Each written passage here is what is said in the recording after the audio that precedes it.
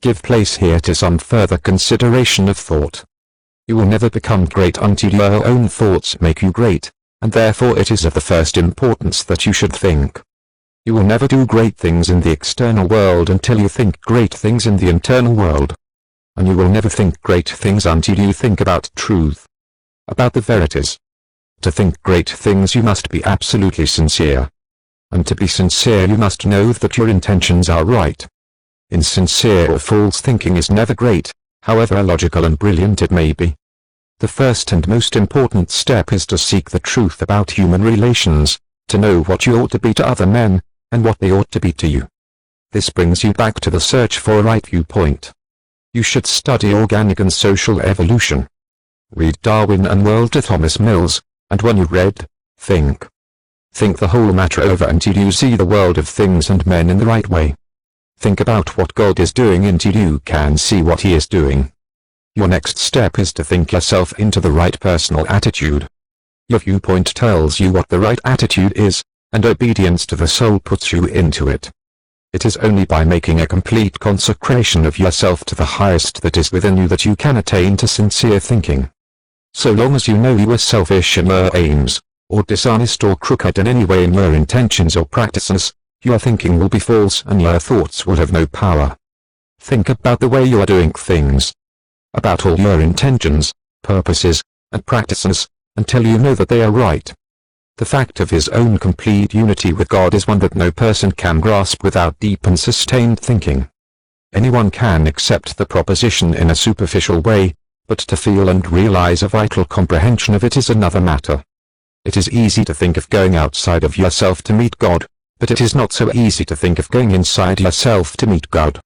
But God is there, and in the Holy of Holies of your own soul you may meet Him face to face. It is a tremendous thing. This fact that all you need is already within you. That you do not have to consider how to get the power to do what you want to do or to make yourself what you want to be. You have only to consider how to use the power you have in the right way. And there is nothing to do but to begin. Use your perception of truth.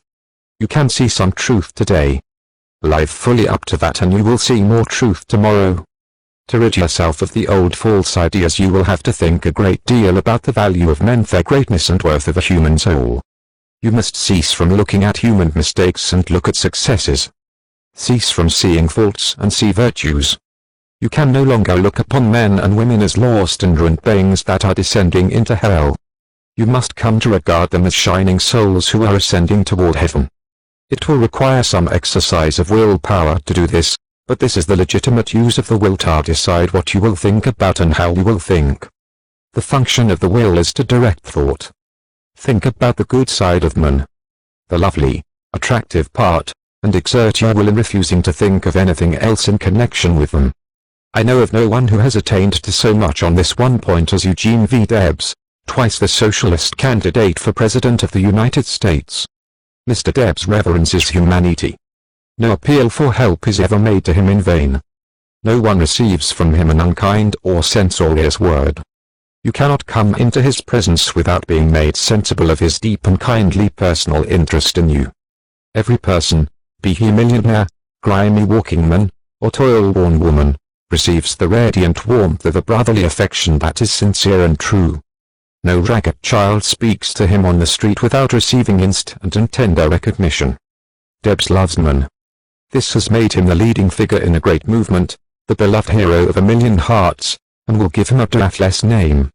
It is a great thing to love men so, and it is only achieved by thought. No thing can make you great but thought. We may divide thinkers into those who think for themselves and those who think through others. The latter are the rule and the former the exception. The first are original thinkers in a double sense, and egotists in the noblest meaning of the word. Schopenhauer. The key to every man is his thought.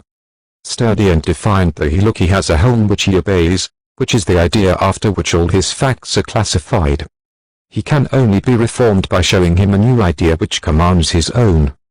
Emerson. All truly wise thoughts have been thought already thousands of times.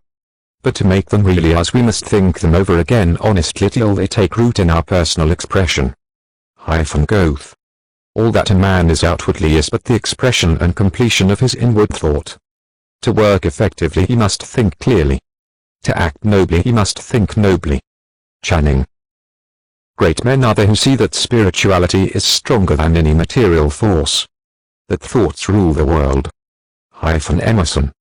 Some people study all their lives, and at their death they have learned everything except to think. Gunnberg.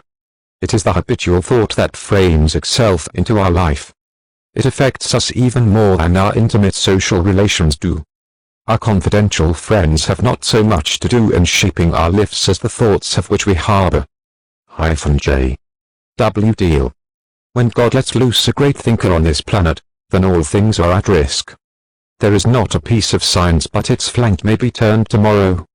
Nor any literary reputation or the so-called eternal names of fame that may not be refused and condemned. Emerson. Think. Think. Think.